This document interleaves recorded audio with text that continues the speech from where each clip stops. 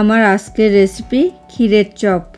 আর এই ক্ষীরের চপটা বানানো যেমন সহজ, তেমনি এটা খেতেও হয় কিন্তু অনেক বেশি ডিলিশিয়াস। আজকে আমি এই ক্ষীরের চপটা কিন্তু একেবারে মিষ্টির দোকানের স্টাইলে বানিয়ে দেখাবো। তবে এটা কোন পদ্ধতিতে বানালে টেস্টটা খুব ভালো আসবে তার জন্য থাকবে কিন্তু এই ভিডিওতে বেশ কিছু important tips and tricks. Friends, আমি মৌসুমি আর আপনারা দেখছেন আমার cooking channel Moushumi's cuisine in USA. আশা করি আমার আজকের রেসিপিটা আপনারা লাইক করবেন। So please stay tune. ক্ষীরের চপটা বানানোর জন্যে আমি এখানে নিয়েছি 1 কাপ ক্ষীর। এরপরে আমি এখানে অ্যাড করছি পরিমাণ মতো স্যাফরন, 1/3 টিস্পুন জায়ফলের গুঁড়ো, 1/4 টিস্পুন জয়িত্রী গুঁড়ো ও 1 টেবিল স্পুন আইসিং সুগার। এরপরে আমি একটা স্পুন দিয়ে সব কিছুকে খুব ভালো করে মিশিয়ে নিচ্ছি। আর এই ক্ষীরটা কিন্তু আমার হোমমেড, তবে এই ক্ষীরের থিকনেসটা কিন্তু খোয়া ক্ষীরের মতো অতটা শক্ত হবে না, আবার মালাইয়ের মতো অতটা সফটও হবে না। আর আপনাদের কাছে যদি এই আইসিং সুগারটা অ্যাভেলেবেল না থাকে, সেক্ষেত্রে কিন্তু আপনারা রেগুলার সুগারটাকে ব্লেন্ডার দিয়ে বা শিলে বেটেও গুঁড়ো করে নিতে পারেন। আমি এখানে নিয়েছি 2 কাপ ময়দা। এরপরে আমি এখানে অ্যাড করছি 1/4 টিস্পুন বেকিং সোডা ও 1/4 টিস্পুন নুন। এখন আমি সব কিছুকে খুব ভালো করে মিশিয়ে নিচ্ছি। এরপরে আমি এখানে ময়ানের জন্য অ্যাড করব 2.5 টেবিল স্পুন ঘি। আর আপনারা কিন্তু চাইলে এখানে ঘির পরিবর্তে তেলও অ্যাড করতে পারেন। তবে মিষ্টির দোকানের মতো ক্ষীরের চপের অরিজিনাল টেস্টটা পেতে হলে কিন্তু অবশ্যই এখানে ঘিটা ব্যবহার করতে হবে। আর খেয়াল রাখতে হবে ময়ানটা যেন পারফেক্ট হয়, তা না হলে কিন্তু মিষ্টির দোকানের মতো ক্ষীরের চপটা আর পারফেক্টলি তৈরি হবে না। এখন আমি এখানে রুম টেম্পারেচারে থাকা জল অল্প অল্প করে অ্যাড করে একটু শক্ত টাইপের ডো বানিয়ে নেব। আর এখানে কিন্তু জলটা মাস্ট রুম টেম্পারেচারে থাকতে হবে, কেননা এই ডোটা কিন্তু খুব বেশি শক্তও হবে না, আবার খুব বেশি নরমও হবে না।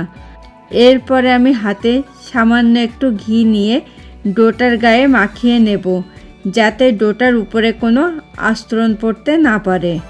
তারপরে আমি ডোটাকে একটু সেট হওয়ার জন্যে একটা ভেজা ন্যাপকিন দিয়ে 20 মিনিট মতো ঢেকে রেখে দেব। এবার আমি সুগার সিরাপটা বানিয়ে নেব। তার জন্য আমি একটা প্যানে দিয়ে দিচ্ছি 1.5 কাপ সুগার ও পরিমাণ মতো জল। এখন আমি সব কিছুকে একটি স্পুন দিয়ে খুব ভালো করে মিশিয়ে নিচ্ছি। আর আপনারা যেমন মিষ্টি খেতে লাইক করেন সেই বুঝে কিন্তু এখানে সুগারটাকে সামান্য একটু কম বেশি করে নিতে পারেন। তবে এই সুগার সিরাপটাকে কিন্তু 1 তারে বা 2 তারে পরিণত করার দরকার হয় না। জাস্ট এটাতে একটা আঠালো বা চিটচিটে ভাব চলে আসলেই কিন্তু সুগার সিরাপটা রেডি হয়ে যাবে। সুগার সিরাপটা প্রায় কিন্তু আমার হয়ে এসেছে। আর এ পর্যায়ে আমি এখানে অ্যাড করছি পরিমাণ মতো স্যাফরন বা কেশর। আর এ পর্যায়ে একটু স্যাফরন অ্যাড করলে কিন্তু ক্ষীরের চপে খুব সুন্দর একটা কালার আসবে। দেখুন, এটাতে কিন্তু অলরেডি খুব সুন্দর একটা কালারও চলে এসেছে। আর এখন আমি একটু চেক করে দেখছি যে এটাতে আঠালো ভাবটা চলে এসেছে কিনা। এটাতে কিন্তু অলরেডি আঠালো ভাবটা চলে এসেছে। তাই আমি এই পর্যায়ে এখানে 1 টিস্পুন মতো লাইম জুস অ্যাড করছি, যাতে সুগার সিরাপটা জমাট বাঁধতে না পারে। এখন আমি এটাকে ঢেকে রেখে দেব, যাতে সুগার সিরাপটা ঠান্ডা হতে না পারে, কেননা সুগার সিরাপটা ঠান্ডা হয়ে গেলেও কিন্তু মিষ্টির ভেতরের রসটা ঠিকঠাক মতো আর ঢুকবে না। ফিরে এলাম 20 মিনিট পর। এখন আমি ন্যাপকিনটা তুলে নিয়ে ডোটাকে আবারও হালকা একটু মেখে নিচ্ছি। দেখুন, ডোটা কিন্তু ঠিক এই রকমই শক্ত হতে হবে। এখন আমি এটাকে কয়েকবার ফোল্ড করে নেব, তাতে করে কিন্তু মিষ্টির ভেতরে বেশ কিছু লেয়ার তৈরি হবে, যেটাতে মিষ্টির ভেতরে রসটা পারফেক্টলি ঢুকতে হেল্প করবে। এরপরে আমি লেচি কেটে নেব যাতে সব মিষ্টিগুলো সমান সাইজের হয়। আর আপনাদের পছন্দ অনুসারে কিন্তু লেচিটাকে এর থেকে সামান্য একটু ছোট বড় করে কেটে নিতে পারেন। এ পর্যায়ে কিন্তু লেচিগুলোকে আমার কেটে নেওয়া কমপ্লিট।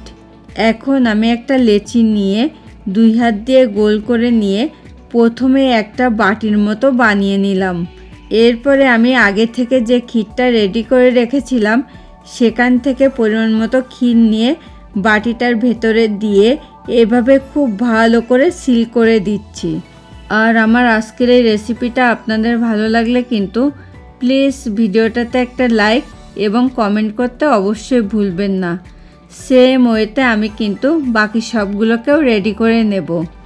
আমি আগে থেকে কিন্তু একটা ফ্রাইং প্যানে পরিমাণ মতো তেল হালকা গরম করে রেখেছি। এবার আমি একে একে ক্ষীরের চপগুলোকে এই হালকা গরম তেলে ছেড়ে ফ্রাই করে নিচ্ছি। আর এই সময় আমি কিন্তু ওভেনের ফ্লেমটাকে মিডিয়াম টু লোতে রাখবো, কেননা বেশি হাই ফ্লেমে এগুলোকে ফ্রাই করলে কিন্তু ক্ষীরের চপগুলোর বাইরেটা দ্রুত পুড়ে যাবে এবং ভেতরটা কিন্তু কাঁচা থেকে যাবে। এখন আমি এগুলোকে খুব সাবধানে উল্টিয়ে দিচ্ছি যাতে এগুলোর অপর পিঠটাও পারফেক্টলি ফ্রাই হয়। দেখুন এগুলো কিন্তু আমার পারফেক্টলি ফ্রাই হয়ে গেছে। এখন আমি এগুলোকে অন্য পাত্রে তুলে নিচ্ছি।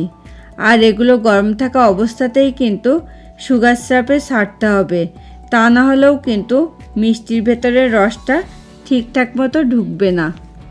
এই পর্যায়ে আমি ক্ষীরের চপগুলোকে গরম সুগার সিরাপে ছেড়ে 5 মিনিট মতো ঢেকে রেখে দেব।